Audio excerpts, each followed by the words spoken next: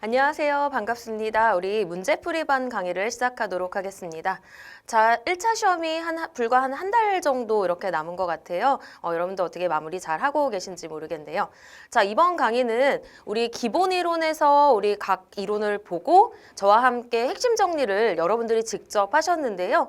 자, 이제 문제풀이반에서는 제가 핵심 내용을 전부 다 요약을 해서 따로 파일로 올려드렸고요. 그럼 여러분들은 일단 그 파일에 있는 이 요약 정리를 한번 이렇게 쭉 여러분들 스스로 좀 보시면 좋겠고, 그게 다 되면 이제 문제풀이를 저와 함께 하면서 좀 마무리를 하는 그런 방법으로 공부를 하시면 좋을 것 같아요.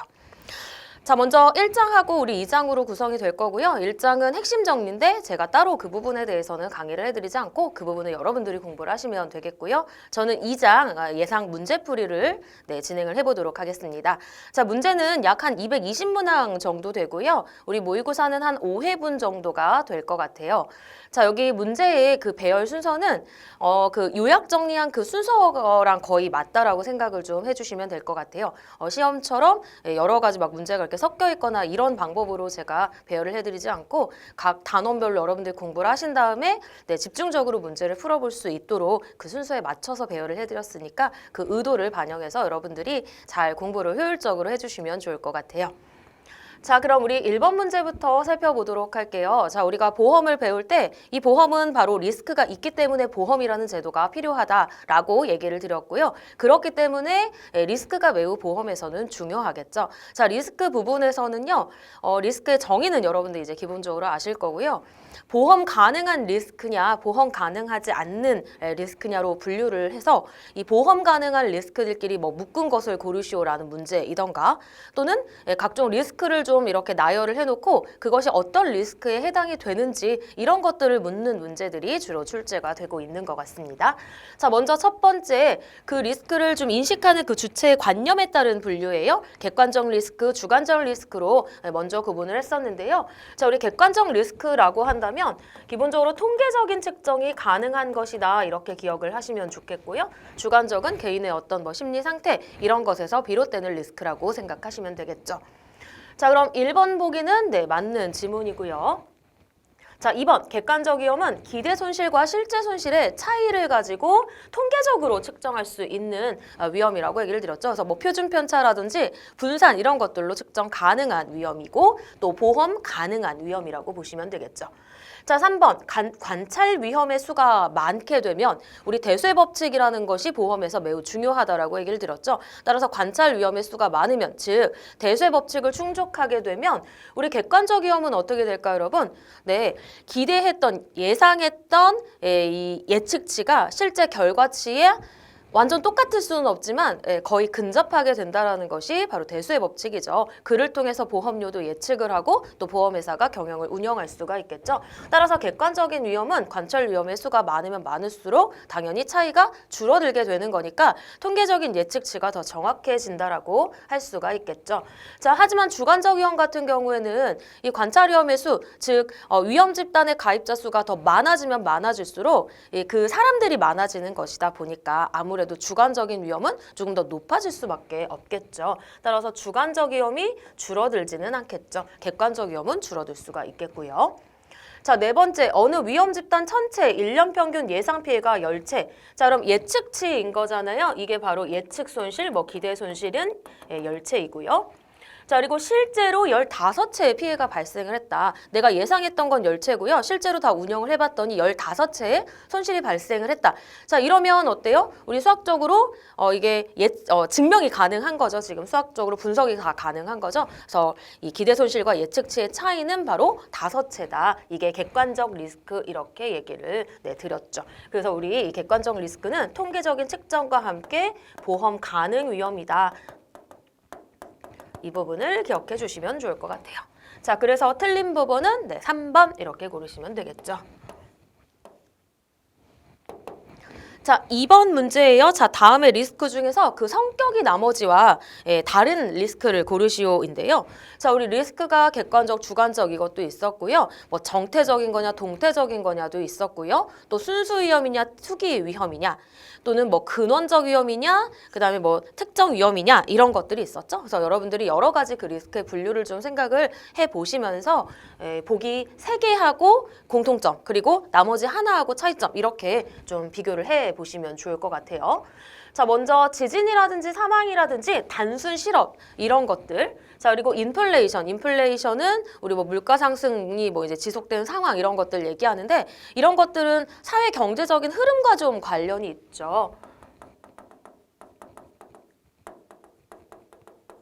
또는 뭐 시간의 흐름 뭐 이런 것들과 좀 관련이 있어요. 그래서 인플레이션 같은 경우에는 우리 동태적인 위험이다 이렇게 분류를 했었던 것 같고, 보험회사 입장에서는 뭐 어떤 예측을 하기라든지 이런 것들이 좀 불가능하다 보니까 이런 것들은 보험으로 부보하기가 좀 힘든 위험이다.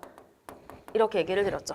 자, 그럼 지진이라든지 사망이라든지 단순 실업 이런 것들은 어떤 시간의 변화나 뭐 경제 흐름의 현상과 좀 무관한 위험들이라고 할 수가 있겠죠. 그래서 나머지는 모두 다 정태적인 위험. 이라고 보시면 되겠죠. 자, 여기 뭐 실업 같은 경우에도요. 우리 뭐 대량 실업, 뭐 전 국민의 거의 대부분이 뭐 대량 실업 이런 것들은 좀 사회 경제적인 현상과 좀 관련이 있다고 생각할 수도 있긴 하는데요. 여기서 이제 보기에서 주어진 건 그런 전체적인 이런 실업 이런 걸 얘기를 하는 것이 아니라 이 직장에서의 단순 뭐 실직 이런 것들을 얘기를 하는 것이니까 정태적인 위험으로 분류를 해도 무방할 것 같아요. 자, 3번 문제 보도록 할게요. 자, 순수 위험과 투기적 위험을 구분한 것으로 옳지 않은 것인데요. 자, 먼저 우리 순수 위험 같은 경우에는 손실의 가능성만 있는 위험을 얘기를 하는 거죠. 손실 가능성. 그러면서 우리 보험 가능 위험이었죠. 자, 반면에 투기적 위험 같은 경우에는 손실과 함께 이득의 가능성이 있기 때문에 우리 보험으로 담보가 불가하다 이렇게 얘기를 드렸고요. 자, 그러면 우리 1번 보기 지문은 맞는 것 같고요. 자, 2번. 순수 위험에서 발생된 손해는 곧 사회적인 손해가 되지만 투기적 위험에서 발생된 손해는 사회 전체적으로 영향을 미치지 않는 것이 일반적이다. 자, 일단 순수 위험 같은 경우에는 대부분 개인적으로 본인 개인의 국한한 이런 손해가 일단 사실은 좀 대부분이지만 어떻게 보면 또 이런 개인에 국한되지만 이 위험에 노출된 이 사람들이 많아지게 되면 또 사회적으로도 또 문제가 또 될 수도 있을 것 같긴 해요. 자, 그리고 투기적 위험에서 발생된 손해는 사회 전체적으로 영향을 미치지 않는 것이 일반적이다. 마찬가지로 투기적인 그 리스크를 가지고 있는 사람, 이 개인에게 국한됐다라고 또 생각을 할 수가 있는데 그런 사람들이 또 많아지게 되면 사실은 또 사회 전반적으로 문제가 아닐 수가 또 없겠죠. 그래서 이 2번 보기 지문은 일단 여러분들이 약간 둘 다의 성격을 좀 갖고 있는 약간 애매하다 이렇게 좀 판단을 하실 수가 있을 것 같아요. 자, 이런 보기 지문이라고 한다면 더 밑에 걸 먼저 읽어서 확실하게 다른 그 지문들이 정답이라고 한다면 2번을 또 이제 틀린 답으로 고르시는 게 좋겠죠. 자, 그럼 3번을 가볼까요? 자, 대수의 법칙 적용이 용이한 위험은 투기적인 위험이다. 자, 우리 대수의 법칙은 보험에서 매우 중요한 보험 경영상의 원리 중에 하나라고 얘기를 드렸죠. 자, 그렇기 때문에 이 대수의 법칙 적용이 필요한 건 투기적인 위험이 아니라 바로 순수 위험이라고 할 수가 있겠고요. 이 순수 위험은 사전에 어느 정도 예측이 가능하기 때문에 보험으로 담보가 가능한 위험이라고 얘기를 드렸죠. 자, 그럼 먼저 4번. 자, 대개 보험으로 담보하는 위험은 그래서 순수 위험이다. 자, 그럼 3번 보기 지문이 일단은 확실하게 틀린 거고요. 4번 보기 지문은 맞는 거니까 다시 2번으로 올라가게 되면 이 문제를 쓴 이제 출제자 입장에서는 이 순수 위험에서 발생한 이 손해는 그 사회적인 손해가 된다. 그러니까 개인에 국한했다라기보다는 그런 이 리스크를 가진 사람들이 많아지게 되면 사회 전반적으로 문제가 발생을 할 수 있다라고 생각을 하고 지문을 쓴 것 같고요.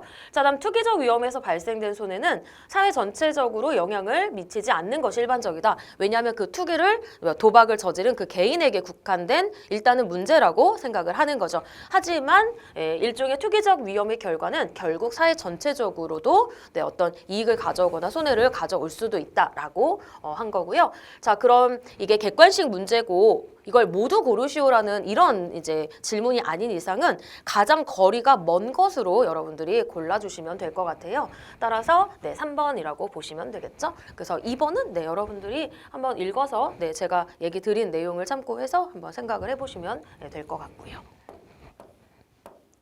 자, 4번 문제를 볼게요. 자, 다음 중 보험의 대상으로 적합한 위험은 몇 개인가? 자, 이렇게 몇 가지를 골라라. 아니면 뭐 보기 중에 뭐 기역, 니은, 디귿 이렇게 고르는 것도 있고요. 예, 제가 쓴 것처럼 뭐 몇 가지를 골라라. 이런 것들도 네, 가능할 것 같아요. 자, 우리 먼저 보험 대상으로 적합한 위험은요. 먼저 통계적 측정이 가능한 객관적 위험이 있었고요. 자, 그리고 손실의 발생 가능성만 있는 순수 위험이 있었고요. 그리고 시간의 어떤 흐름의 변화와 무관한 정태적인 위험이 있었고요. 그리고 네, 특정 위험이 있었죠. 뭐 개인이라든지 그 기업에 국한한 네, 위험이 있었고요. 자, 먼저 손해의 결과가 사회 전반에 영향을 미칠 수 있는 위험은 이 특정 위험의 반대인 근원적 위험을 얘기를 하는 거니까 보험으로 부보가 네, 불가한 거고요. 자, 그리고 손실 가능성만 있고 손실의 정도를 예측할 수 있다. 그래서 대세 법칙을 적용할 수 있는 위험은 바로 순수 위험인 거죠. 따라서 보험 담보 가능하고요. 자, 세 번째 경제 현상의 변화와 관련이 있고 시간의 흐름에 따라 변동될 수 있다. 이 동태적에서 이 동이 움직일 동장인 거니까 이거 동태적인 위험인 거고요. 마찬가지로 보험 부보 불가고요. 자, 그리고 자연재해 위험 같은 경우에는 순수 위험에 보통 해당이 되죠. 자연재해 같은 경우는 손실의 발생 가능성만 있고요. 또 뭐 정태적인 위험 이런 거에도 또 해당이 될 수가 있겠죠. 따라서 보험, 네. 뭐 충분히 보험료만 이런 걸 거수하고 뭐 이럴 수 있다면 네, 가능할 것 같아요. 따라서 네, 보험 대상으로 적합한 위험은요. 네, 두 가지가 되겠네요. 2번 이렇게 고르시면 될 것 같아요. 자, 5번 문제예요. 다음 중 그 연결이 올바르지 않은 것을 네, 고르시오라고 했어요. 계속 우리 리스크에 관련된 내용을 좀 보고 있고요. 자, 인플레이션이에요. 우리 아까 나왔었죠. 이건 정태적인 위험이 아니라 바로 동태적인 위험이니까 바로 정답이 보일 것 같고요. 자, 화산 폭발, 자연재해 이런 것도 아까 순수 위험 얘기를 드렸고요. 편견 이런 것들 주관적 위험이라고 볼 수도 있겠고요. 뭐 배상 책임 위험이라든지 뭐 이런 것들, 즉 이 가해자인 피보험자가 제3자에게 손해를 끼침으로써 입은 손해를 보상하는 이 손해보험의 한 종류의 배상책임 위험 같은 것들도 손실만 피보험자에게 발생을 하기 때문에 순수 위험에 해당이 될 수가 있겠죠. 그래서 보험이라는 상품 종목이 있는 거고요. 자, 그리고 6번 문제 보도록 할게요. 자, 다음 중 정태적 리스크에 해당하는 것을 모두 고르시오. 자, 사회 경제적 현상과 네, 무관한 거 고르시면 되겠죠. 사회 경제적 변화와 무관한 것, 네, 이게 바로 정태적인 위험이었죠. 그러니까 움직이지 않는 거 생각해 보시면 돼요. 아니면 반대로 좀 헷갈리시면 여러분들이 이 중에서 주로 이제 뭐 정태적과 동태적이 이제 이 구분을 하는 거니까 뭐 동태적인 거에 해당하는 게 또 주어지진 않았는지 그런 걸 찾아가지고 이렇게 제거를 하는 방향으로 또 문제를 풀어주시는 것도 좋겠죠. 자, 먼저 질병 같은 것들은 네, 사회 경제적 현상 변화 무관하고요. 그리고 금리 시중에 이제 금리 같은 것들은 당연히 경제적인 변화에 따라서 오르락내리락 할 수 있는 거니까 네, 일단 얘는 동태적인 위험에 해당이 될 거고요. 자, 화재라든지 홍수 이런 것들은 사회 경제적 변화와 당연히 무관하겠고요. 그리고 스태그플레이션 이런 것들도 사회 경제적 현상과 네, 관련이 있죠. 경기 침체가 계속되는데 물가가 계속해서 상승하는 현상을 우리 또 스태그플레이션이라고 하는 거니까요. 자, 이것도 마찬가지로 동태적인 위험에 해당이 되는 거죠. 자, 그러면 확실히 아닌 거 제외하면요. A, C, D가 정답인 것 같고요. 그걸 찾으시면 네, 3번을 정답으로 고르시면 되겠죠. 자, 화재보험에 가입한 건물이 어느 방화범의 방화에 의한 화재가 발생해서 전소하였다. 자, 이 손해 발생 과정을 설명한 것으로 옳지 않은 것을 고르시온데요. 자, 우리 이 손실은 어떻게 현실화가 되냐면 먼저 페릴이라는 게 있었어. 해저드라는 위험한 상태가 있었고요. 그러면서 페릴이 있었고 그 결과 로스라는 과정으로 이어지는 거죠. 따라서 여기에서 이 방화에 의한, 이 방화범의 방화에 의한 이건 이 사안에서는 해저드라고 우리가 볼 수 있을 것 같고요. 그리고 이 건물의 손실은 왜 났냐면 그 손실의 원인은 어쨌든 화재인 거니까 화재는 페릴이라고 할 수가 있을 거고요. 그리고 전소했다, 경제적 가치가 감소했죠. 이걸 로스라고 볼 수가 있겠죠. 자, 해저드는 방화범의 방화다. 그리고 화재는 페릴, 전소한 것을 로스. 설명드린 거 맞고요. 이 사례는 이 해저드, 페릴, 로스의 발생 과정을 거친다. 맞고요. 자, 만일 건물에 스프링클러를 설치했다면, 자, 우리 스프링클러는 일단 화재 사고가 났을 때 그 손실을 좀 경감시켜 주려고 설치하는 거잖아요. 자, 이는 방화라는 위험한 상태인 어떤 위험한 상태, 뭐 사정 이런 것들, 위험한 상태인 해저드를 감소시키는 요인이 되었을 것이다. 자, 해저드가 아니라 로스를 감소시키는 요인이 되었을 것이다. 스프링클러를 설치했다면 적어도 전소까지는 안 이루어졌을 거다. 이렇게 해석을 하셔야 맞겠죠. 자, 그리고 이 사례에서의 해저드의 성격은 모럴 해저드인데요. 자, 우리 해저드의 종류가 기본적으로 그 피지컬, 실체적인 또는 물리적인 해저드가 있었고요. 그 다음에 어떤 개인의 좀 정신적인 상태에서 비롯되는 모럴과 모렐 해저드가 있었고요. 마지막으로 뭐 법률적인 위태 이런 것들이 있었는데요. 자, 그럼 모럴과 모레일 해저드 중에서 골라야 되는데 우리 모럴 해저드 같은 경우에는 고의성이 개입된 이런 것들이라고 볼 수가 있겠죠. 뭐 부정직, 사기 뭐 이런 것들이잖아요. 따라서 모럴 해저드가 맞죠. 그래서 일단 틀린 답은 3번으로 골라주시면 좋을 것 같아요. 자, 여기까지 오시는데 어렵지 않으시죠? 자, 다음 8번 문제 보도록 할게요. 자, 조금 전에 위에서 우리가 이제 모럴 해저드를 이렇게 봤잖아요. 자, 그럼 그 모럴 해저드에 대해서 조금 더 구체적으로 이렇게 들어가는 거예요. 그래서 여러분들이 이렇게 책에서 또는 이 정리 자료를 봤을 때 그 순서 어디쯤에 지금 오고 있는지 그런 방법으로 제가 지금 문제를 만들었으니까 생각을 해보시면서 조금 공부를 해보시면 좋을 것 같아요. 자, 도덕적 위태 모럴 해저드예요. 자, 우리 구분하셔야 될 것이 모레일 해저드잖아요. 모레일.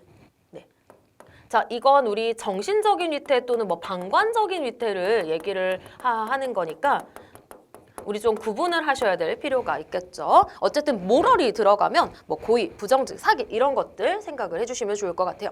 자, 우리 보험이 사행성이 있기 때문에 뭐 어떤 역선택이라든지 또 이런 도덕적 위태 이런 것들이 개입될 이 가능성이 크죠. 그래서 우리가 상법이라든지 뭐 계약 뭐 이런 데에서는 우리 이런 도덕적 위태를 조금 이 방지 또는 경감하고자 하려고 하는 어떤 제도들을 많이 두고 있다라고 말씀을 드렸고요.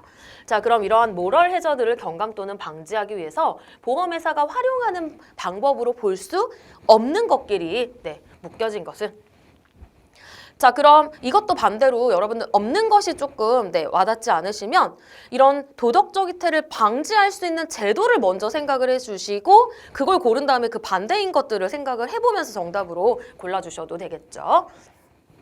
자, 먼저 대부분은 도덕적 위태를 방지할 수 있는 제도를 고르는 거잖아요. 먼저 재물보험의 공동보험 조항, 부보 비율을 상향. 자, 우리 공동보험 조항 같은 경우에는 보험회사하고 피보험자가 공동으로 함께 부담한다 이런 뜻으로 여기서는 사용이 되었을 것 같은데요.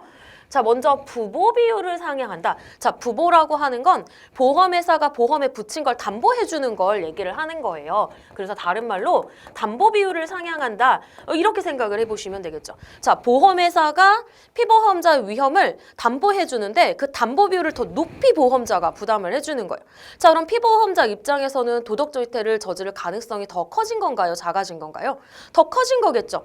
왜냐하면 본인이 부담해야 될 부분이 더 낮아진 것이기 때문이겠죠. 그래서 부보 비율 상향은 이건 도덕적 위태를 경감하고자 하는 방법은 아닌 것이라고 할 수가 있겠죠. 자, 그리고 우리 대위변제의 원칙, 우리 대위권, 보험자 대위권, 보험회사가 보험금을 지급한 이후에 어떤 뭐 피보험자가 가지는 권리, 뭐 목적물 또는 이 피보험자가 제3자에 대하여 가지는 어떤 청구권 이런 것들을 대위해서 뭐 구상을 한다든지 이런 것들을 이제 대위권이라고 얘기를 하는데요. 이런 것들을 두고 있는 이유가 뭐예요, 여러분? 피보험자의 실손보상 원칙 실현 또는 뭐 이득금지 원칙 실현 이런 것들이라고 할 수가 있겠죠. 자, 그리고 세 번째 재보험 처리인데요. 우리 재보험은 보험회사가 다시 또 보험을 가입을 하는 것이니까 이건 보험자의 리스크 관리 수단이라고 볼 수가 있어서 마찬가지로 이것도 관련이 좀 없는 내용이라고 보시면 될 것 같고요. 자, 그리고 피보험 이익 제도는 뭐예요, 여러분? 우리 손해보험에서는 이 피보험 이익이라는 게 없으면 보험이라는 게 없는 거죠. 따라서 이 피보험 이익이라는 게 없으면 이 피보험 이익은 보험의 목적에 대하여 피보험자가 가지는 경제적인 이익 또는 관계를 얘기를 하는 것이기 때문에 지나가던 사람이 저 건물을 화재보험에 가입하면서 본인을 피보험자로 할 수가 없다라는 거죠. 왜냐하면 지나가던 행위는 저 건물에 대해서 어떤 피보험 이익을 가지지 않기 때문이죠. 자, 만약에 이런 피보험 이익 제도가 없다라고 한다면 우리 보험 사기를 조장하거나 도덕적 위태 가능성이 더 높아질 수가 있겠죠. 따라서 마찬가지로 뭐 실손보상, 이득금지의 원칙, 실현 이런 것들과 관련이 있는 조항이죠. 따라서 B학 A하고 그리고 C 이게 관련이 없으니까요. 1번으로 관련 없는 거 정답을 골라주시면 될 것 같아요. 자, 9번 문제 볼게요. 자, 대기기간을 두는 이유인데요. 자, 우리 대기기간을 일단 기다리는 거 얘기하는 거잖아요. 대표적으로 어디에서 보실 수 있냐면 우리 암보험에서 보실 수 있는데요. 우리 암보험 약관에는 90일 면책 조항이라는 게 있어요. 90일 뭐 대기기간, 면책기간. 일단 우리 암 진단을 보험을 가입하고 보험료를 다 내게 되면 우리 당연히 보험기간, 책임기간이 당연히 개시가 돼서 진단을 받게 되면 보험금을 당연히 지급해야 되는데요. 이 암 진단 같은 경우에는 아무래도 좀 도덕적 해의 가능성이 좀 높은 부분일 수 있기 때문에 숨기고 가입할 가능성이 높은 거죠. 따라서 이 보험료를 내고 책임이 개시되었다 하더라도 일단 90일이 지나서 암 진단을 받아야만 보험금을 받을 수가 있는 거죠. 자, 그럼 이런 대기기간을 두는 이유와 가장 관련이 있는 것을 고르시오인 거니까 결국에는 도덕적 위태와 관련이 있는 거라고 보실 수가 있겠죠. 자, 만약에 여기 정신적인 위태라고 하면 어떨까요? 이 정신적인 위태는 답이 될 수가 없겠죠. 정신적인 위태는 이 보험에 가입한 이후에 어떤 뭐 무관심이라든지 부주의로 인한 것이기 때문에 이런 대기기간과는 관련이 없어요. 이 대기기간은 사기치려고 한마디로 얘기를 하는 것이기 때문에 도덕적 위태와 관련이 있는 것이겠죠. 자, 10번 문제 보도록 할게요. 자, 다음 중 위험에 대한 설명으로 옳지 않은 것 고르시오예요. 자, 해저드가 클수록 손실의 발생 확률이 높아진다. 자, 해저드는 위험한 상태인 거잖아요. 어떤 뭐 그 사정 변경 이런 것들이니까 위험한 상태가 커지면 커질수록 당연히 손실의 발생 확률은 높아질 수밖에 없을 거고요. 당연히 손실의 규모도 커질 수가 있겠죠. 자, 두 번째 보험 가입 이후에 무관심 또는 부주의로 인한 사고는 아까 모레일 해저드라고 얘기를 드렸죠. 따라서 모럴이 아니라 바로 모레일이 될 수가 있겠죠. 그래서 바로 틀린 답 찾으실 수 있겠고요. 자, 모럴 해저드는 엄격한 위험인수, 즉 언더라이팅을 좀 철저하게 하고 또 공제조항, 피보험자가 보험금을 받을 때 손해액에서 자기가 부담해야 될 돈을 좀 설정을 한다든지 또는 아까 웨이팅 피리오드, 대기기간, 유예기간 이런 것들을 두거나 또는 예외조항, 익스클루전에서 담보를 이렇게 제외시키는 이런 사유들을 두어서 적극적으로 모럴 해저드를 좀 그나마 관리하고 있다라고 보시면 될 것 같고요. 자, 마지막 소송을 선호하거나 소송이 쉬운 사회제도를 유지하는 사회에서는 이런 법률적인 위태의 이런 것들이 조금 높다라고 생각을 하시면 될 것 같고요. 그래서 틀린 답은 2번이겠죠. 자, 그럼 이 문제를 앞 문제와 통해서 모럴과 모레일을 명확하게 여러분들이 구분하실 수 있으실 것 같아요. 자, 11번 위험의 구성 요소에 대한 설명으로 올바르지 않은 것을 골라라.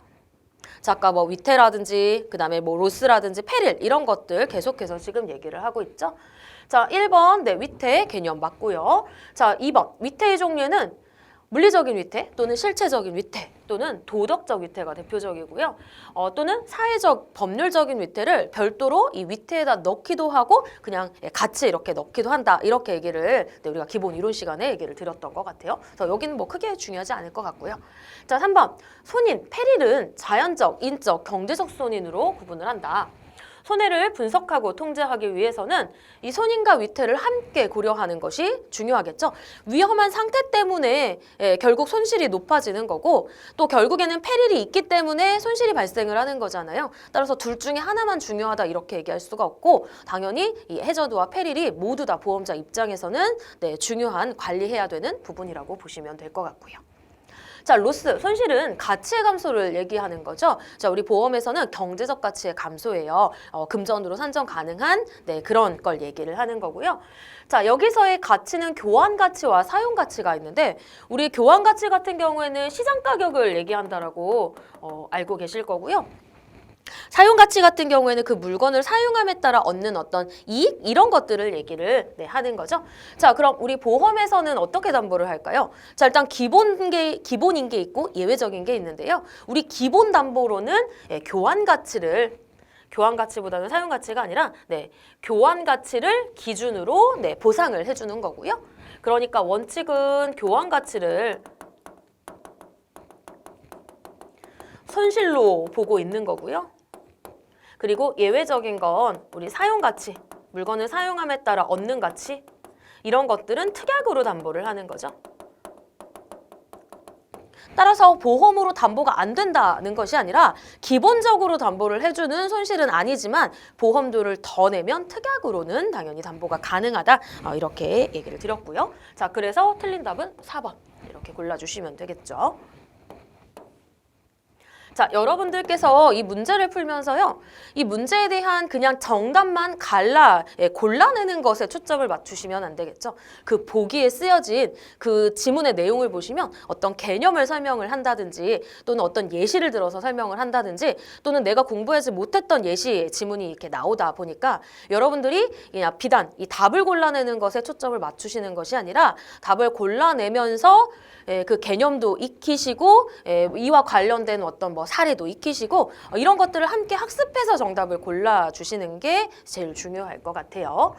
자, 다음 12번 문제예요. 자, 위태 해저드에 대한 설명으로 옳지 않은 것이에요. 자, 물리적인 해저드, 뭐 피지컬 해저드, 실체적인 해저드 이렇게 얘기를 할 수가 있겠고요. 뭐 물질적 이런 걸 얘기를 하는 거니까 건물의 위치와 용도, 도로의 결빙, 암초, 계단의 어두운 조명 이런 것과 같이 손해의 발생 가능성이나 규모를 증대시키는 물리적인 상태, 개념정의 맞죠? 자, 그러면서 여러분들 이제 이런 걸 생각해 보시는 거예요. 도로의 결빙, 그리고 뭐 암초, 그 다음에 계단의 어두운 조명, 이런 게 이제 보기에서 쓰인 거니까 이런 것들을 활용해가지고 또 이제 기출문제 나올 수가, 문제 이제 나올 수가 있는 거잖아요. 아, 그래서 그때 지문에서 이런 것들이 대표적으로 피지컬 해저드의 예시였지라고 이제 기억을 해 주시는 거죠. 그래서 한 번 읽고 끝이 아니라는 얘기예요.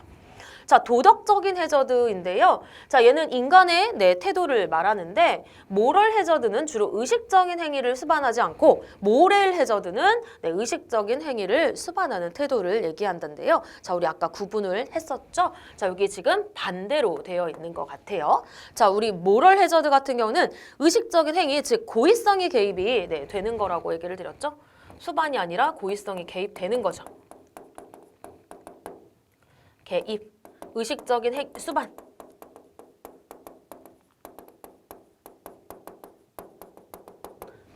자, 반면에 모레일 해저드 같은 경우는 내가 어떤 고의적인 의도는 없었어요. 그냥 보험을 가입을 해놨기 때문에 이제 내가 안심을 하는 거죠. 이제 보험에 가입했으니까 사고가 발생해도 보험금을 받으면 되잖아요. 그러니까 좀 더 관심을 갖지 않는 이런 상태를 얘기를 하는 거니까 의식적인 행위가 개입이 되지 않는 것이 모레일 해저드라고 할 수가 있겠죠.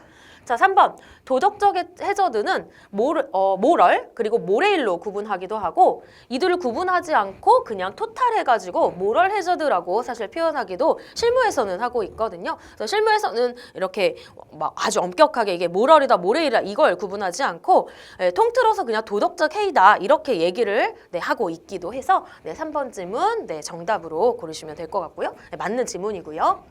자, 그리고 네, 4번 지문은 우리 앞에서도 네, 나왔었죠. 자, 그래서 틀린 답은요. 우리 2번으로 이렇게 네, 골라주시면 될 것 같아요. 자, 3번 다음 중 페릴의 구분이 다른 것을 고르시온데요. 자, 우리 이걸 손인이라고 얘기를 드렸고 뭐 손실 발생을 시키는 원인, 손실 발생의 원인 또는 뭐 사고 이렇게 생각을 해주시면 될 것 같아요. 자, 그럼 여기에서 이제 나머지 셋은 공통적인 거고 나머지 하나가 지금 틀린 거라고 얘기를 드렸죠. 자, 녹, 화산활동, 자, 소비자 기호의 변화, 그리고 자연 발화. 자, 저는 일단 3번이 좀 눈에 보이는데요. 자, 1번, 2번, 4번 같은 경우에는 자연적인 이런 어떤 행위에 의해서 생기는 것이라고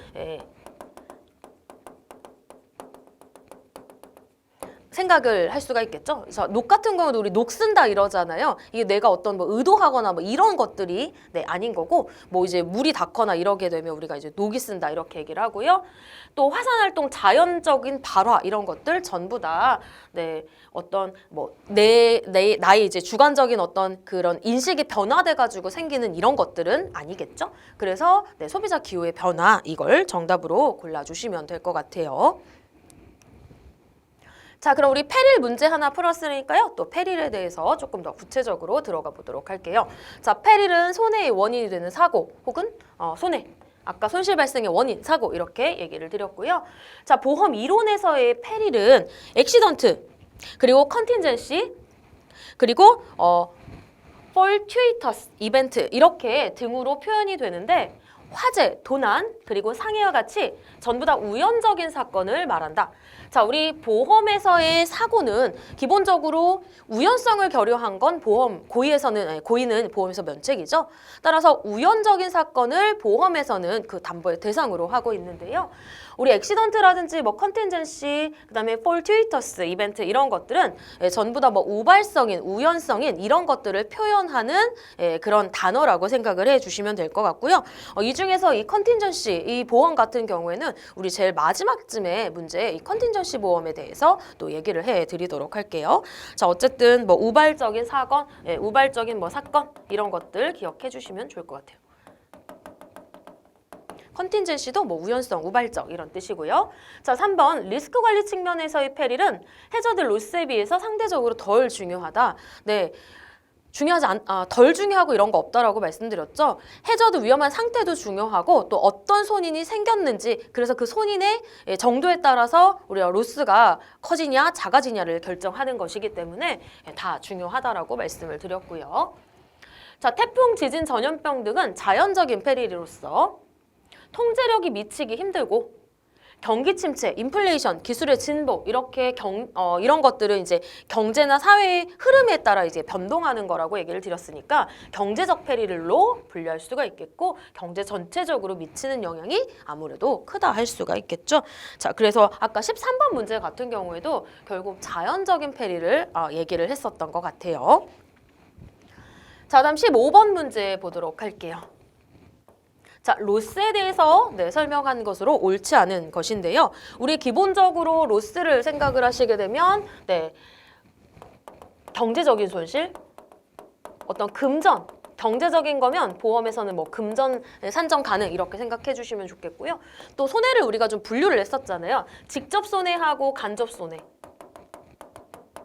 이 중에서 기본적으로는 직접 손해를 원칙으로 하고 있고 간접 손해는 예외적으로 특약을 붙여 보상한다 이렇게 얘기를 드렸고 아까 나왔었던 것이 교환 가치와 사용 가치의 손해도 있었는데요. 마찬가지로 시장 가격인 이 교환 가치의 손해를 원칙으로 하고 있고 사용 가치는 특약을 붙여 담보한다 이렇게 얘기를 드렸죠. 그래서 이걸 좀 생각을 해보면서 문제를 읽어보도록 할게요. 자, 1번 질문은요. 리스크, 위험의 결과 중 하나가 로스이고요. 재산이나 경제적 가치에 얘기할 수 없는 상실, 감소인 거니까 개념정이 맞고요. 자, 재산의 손해란 사고가 손해의 대상인 재산에 작용하여 뭐 가치의 감소 소멸을 일으키는 것을 말하는데 여기에서의 재산이라고 하면 물리적인 자산으로만 제한된다? 그렇지 않죠. 어떤 형태가 있는 이런 것들만 자산으로 보지 않고요. 뭐 기타 자산으로 들어갈 수 있는 이런 것들 금전으로 한정해 낼 수 있고 경제적인 손실이라고 한다면 전부 다 보험에서의 손실로 볼 수 있겠죠. 틀린 건 2번이고요. 자, 로스를 가치의 감소라고 할 때 가치란 물건이 가지는 교환 가치와 사용 가치로 구분할 수 있는데 우리 보험에서는 아까 일반적으로 교환 가치의 손해를 보험의 대상으로 한다. 자, 그러니까 무조건 교환 가치만 된다가 아니라 이런 간접 손해 그리고 사용 가치는 특약으로 담보가 가능한 것이죠. 마찬가지로 4번 직접 손해를 일반적으로는 보험의 대상으로 한다. 그러니까 일반적으로 그 다음에 일반적으로 이런 말이 들어간 거니까 틀렸다고 할 수가 없겠죠. 그래서 틀린 답은 2번 이렇게 골라주시면 될 것 같아요.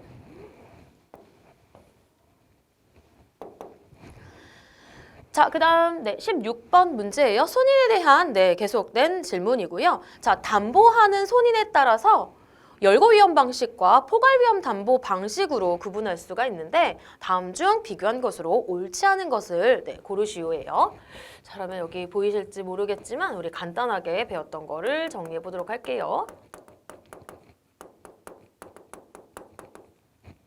자, 우리 손인을 각각 증권에 하나 열거해서 보상을 받느냐? 그렇지 않고 면책위험을 제외한 모든 패리를 다 보상을 할 것이냐? 이렇게 두 가지로 구분을 했었죠. 먼저 기본적으로 열거위험 담보는 증권에 패리를 기재하는 거죠. 그래서 담보 받을 수 있는 그 대상 자체가 조금 제한적이라고 할 수가 있겠죠. 열거하지 않은 건 보상을 못 받는 거니까요. 자, 그 다음에 포괄위험 담보는 우리 면책되는 위험을 따로 이제 정할 거란 말이죠. 그 면책위험을 제외한 모든 패리를 보상하겠죠. 따로 정하지 않았으니까 포괄적으로 담보를 하는 거니까요. 자, 그 다음에 입증 책임은 어떻게 될까요, 여러분? 여기는 손인이었고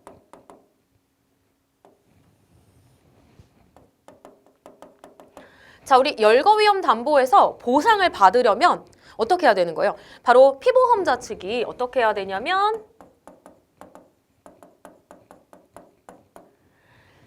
이 사고가 열거된 위험으로 발생했다라는 걸 증명해야 되겠죠. 증권에 기재된 페릴로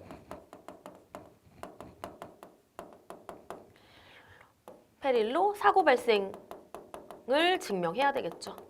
발생했다라는 걸 증명하면 되고요. 자, 그 다음에 우리 포괄위험 같은 경우에는요. 우리 피보험자는 뭐만 증명하면 되냐면 자, 보험기간 중에 뭐 이런 사고를 발생하면 보상을 하겠다 또는 뭐 청구기간 중에 발생한 사고를 보상하겠다 라고 이렇게 정해져 있다면 그걸 이제 증명을 하면 되겠죠. 사고에 대해서 증명을 하면 되겠죠. 예를 들어서 일반적인 게 이제 보험 기간 중에 사고가 발생을 하면 보상을 해주겠다라고 하는 거니까 그런 사고에 대해서 증명을 해주면 되겠고요. 자, 그럼 보험자 같은 경우에는 어떻게 하냐면 보험자가 보험금을 지급하지 않기 위해서는 이 페릴은 면책위험에 의해서 발생을 했다. 이렇게 주장을 해서 입증을 해버리면 면책되는 거니까 보험사가 보험금을 지급하지 않아도 되겠죠. 그래서 면책위험을 증명하는 거죠.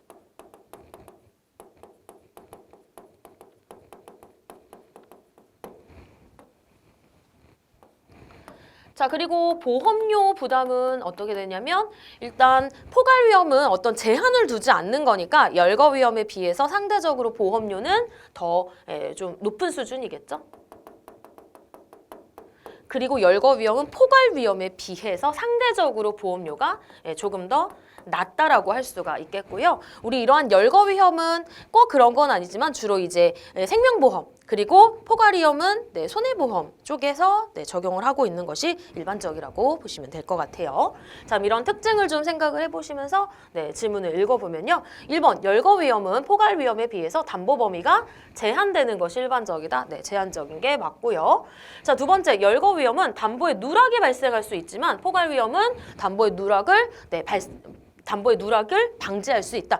맞죠? 열거위험은 내가 필요한 걸 기재해야 되는데 내가 빼먹으면 담보를 받지 못하는 거니까 당연히 누락이 발생할 수가 있겠죠. 자, 세 번째, 열거위험 담보에서의 피보험자는 손해 발생 사실만 입증하면 충분하다. 자, 열거위험에서는 그 페릴로 손해가 발생을 했다. 이걸 증명하면 되고요. 자, 그렇지만 포괄위험 담보에서의 피보험자는 손해 발생 사실과 원인을 모두 증명해야 된다. 라는 것이 3번이 좀 일단 틀린 것 같네요. 우리 열거위험의 담보에서의 피보험자는 증권에 기재된 페릴로 사고가 발생했다. 이걸 증명하면 되고요. 그리고 이 포괄위험 담보에서는 일단 손해를 입었다. 이거를 증명하면 되겠죠. 그래서 구체적으로 원인까지를 증명을 하지 않아도 되겠죠. 왜냐하면 보험회사가 보험금을 지급하지 않으려면 그건 보험사가 증명을 해야 되는 것이니까요. 자, 그리고 네 번째는 보험료에 관한 내용이니까 아까 설명드린 것과 같은 내용이라고 보시면 돼요. 자, 그래서 틀린 답은 3번 이렇게 보시면 되겠네요. 자, 그리고 17번 문제 볼까요? 17번 문제는 자, 다음 인적 위험 중에서 민영보험사가 직접적으로 담보하는 위험으로 보기 힘든 것. 그러니까 민영보험사 같은 경우는 사회 전반적으로 어떤 이 사고가 발생할 가능성이 있는 이런 것들은 사실 보험료를 받고 민영보험사가 담보하기는 좀 힘들겠죠. 자, 조기에 사망할 위험은 이건 개인에 국한된 위험인 거니까 당연히 담보할 수 있고요. 그래서 뭐 사망보험 이런 거 있는 거고요. 또 사고에 따른 후유장애 위험 마찬가지로 이거 개인에게 국한된 거니까 후유장애 보험 있고요. 또 은퇴 이후에 소득이 충분하지 못할 위험이 있잖아요. 그래서 어떤 뭐 연금 이런 것들이 있죠. 자, 하지만 실업에 따른 소득 감소라든지 상실 위험. 실업은 전 국민의 개개인에게 다 해당이 될 수 있는 위험인 거잖아요. 따라서 뭐 대량 실업이 있을 수도 있고 또 한 개인의 실업이 있을 수도 있지만 그런 것들을 하나하나 담보를 해주기에는 보험회사 입장에서는 좀 부담이 될 수가 있겠죠. 따라서 4번으로 골라주시면 좋을 것 같아요. 자, 그럼 이번 시간은 여기까지 문제 풀어드리도록 할게요. 수고하셨습니다.